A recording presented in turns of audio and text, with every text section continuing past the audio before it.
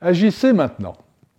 C'est Abraham Lincoln, le 16e président des États-Unis et vainqueur de la guerre de sécession, qui l'affirmait.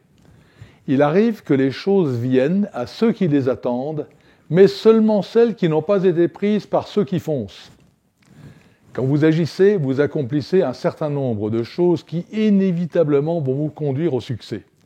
Vous montrez ainsi à votre entourage le sérieux de votre démarche, vous vous enrichissez des expériences que vous vivez, les choses qui étaient confuses deviennent plus claires et celles qui étaient difficiles plus faciles.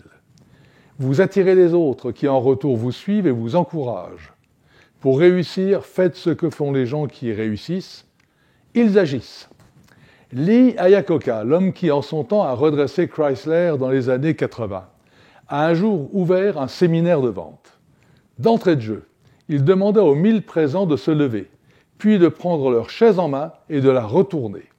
Sous chaque chaise était épinglé un billet de $1.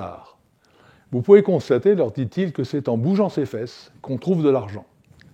Jack Canfield, un des grands motivateurs américains, a introduit dans ses séminaires une variante de cette provocation. Il brandit un billet de $100 et invite la salle à venir le chercher. En général, après un temps souvent assez long, il se lève un participant qui, avec bien des hésitations, vient chercher le billet. Les excuses des autres sont alors « Je ne voulais pas donner l'impression d'en avoir besoin à ce point. Je n'étais pas sûr que vous le donneriez vraiment. J'étais assis trop loin dans la salle.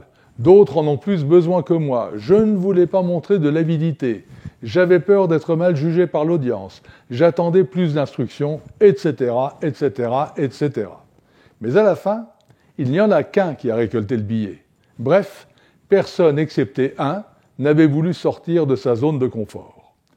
Toutes ces excuses sont les mêmes que celles qui empêchent beaucoup de personnes d'agir dans la vie.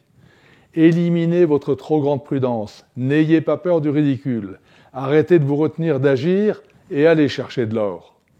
L'action, toujours l'action, encore l'action. La planification a bien sûr sa place pour mettre l'action en perspective, mais une bonne planification n'a pour but que de permettre aux femmes et aux hommes de l'organisation d'agir avec efficacité. Certains sacrifieraient leur vie à la recherche du timing parfait pour agir. Or, l'important, c'est de démarrer, de prendre son élan et d'aller sur le terrain de jeu.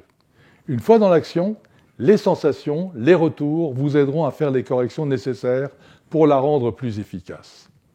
James Baldwin, un écrivain américain contemporain, écrit « Ceux qui pensent qu'il est impossible d'agir sont généralement interrompus par ceux qui agissent. » Étonnant, non ?